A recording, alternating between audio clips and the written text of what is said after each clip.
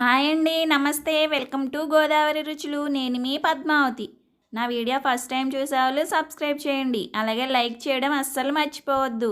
పక్కనే ఉన్న బెల్ సింబల్ని టచ్ చేస్తే నేను చేసే ప్రతి వీడియో మీకు నోటిఫికేషన్ రూపంలో వస్తుంది. ఈరోజు నేను వీడియోలో అందరికీ ఎంతో ఇష్టమైన జున్ను ఎలా తయారు చేయాలో పక్కా కొలతలతో చేసి చూపిస్తాను. చూడండి. జున్ను అంటే ఇష్టం లేని వాళ్ళు ఎవరు ఉంటారు చెప్పండి? అందరికీ జున్ను అంటే చాలా ఇష్టం. స్వచ్ఛమైన పాలతో పర్ఫెక్ట్ జున్ను తయారీ విధానం ఈ వీడియోలో చూసేయండి. ఫస్ట్ ఒక గ్లాస్ జున్ను పాలు తీసుకోవాలి. 250 ml ఉంటాయండి ఇవి. వీటిని ఒక గిన్నెలో వేసుకోవాలి. ఫస్ట్ డే పాలు అయితే చాలా చిక్కగా పాకంలా జిగురుగా ఉంటాయండి. ఇవి అయితే first day second day mixing పాలు, అందుకు ఇలా కొంచెం లిక్విడ్లా ఉన్నాయి. ఈ జున్ను పాలకి 1 లీటర్ చిక్కటి నార్మల్ పాలు అయితే కరెక్ట్గా సరిపోతాయండి.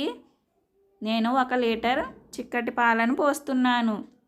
చూడండి, ఇవి లీటర్ పాలు. నెక్స్ట్ సేమ్ అదే గ్లాస్తో బెల్లం తురుము వేసుకోవాలి. బెల్లం ఎక్కువగానే వేసుకోండి. స్వీట్ ఎక్కువగా ఉంటే జున్ను టేస్ట్ అనేది చాలా బాగుంటుంది. ఈ బెల్లంను పాలల్లో కరిగించుకోవాలి. తర్వాత 1/2 స్పూన్ వరకు మిరియాల పొడి, 1/2 స్పూన్ శొంఠి పొడి వేసుకోవాలి. ఇవి రెండు వేయడం వల్ల జున్ను పాలు కొంచెం స్మెల్ వస్తూ ఉంటాయి కదండి, ఆ స్మెల్ని కవర్ చేస్తుంది. అట్లానే జున్ను తినడం వల్ల వాతం చేస్తుందండి.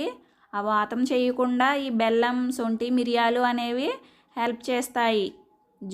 ఇలా వేసి తినడం వల్ల జున్ను వాతం చేయదు. బెల్లం అంతా పాలల్లో కరిగిన తర్వాత ఈ జున్ను పాలను ఉడికించుకోవాలి. అందుకు స్టవ్ ఆన్ చేసి ఒక గిన్నె పెట్టుకుని అందులో కొద్దిగా వాటర్ వేసి మరిగించండి.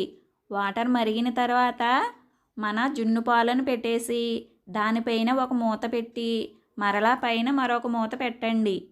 దీనిని లో ఫ్లేమ్లో ఒక 15 నుంచి 20 నిమిషాల పాటు కుక్ చేస్తే జున్ను పర్ఫెక్ట్గా ఉడుకుతుంది. చూడండి, జున్ను ఉడికిందో లేదో ఇలా స్పూను లేదా చాకు గుచ్చి చెక్ చేయండి.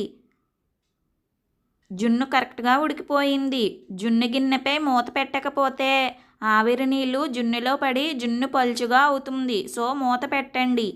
కేక్కి అయితే మూత పెట్టము. అంతేనండి, చాలా సులువుగా తయారైపోయింది కదా జున్ను. ఎంతో రుచిగా ఉండే స్వచ్ఛమైన జున్నుని మీరు కూడా మీ ఇంట్లో ట్రై చేయండి.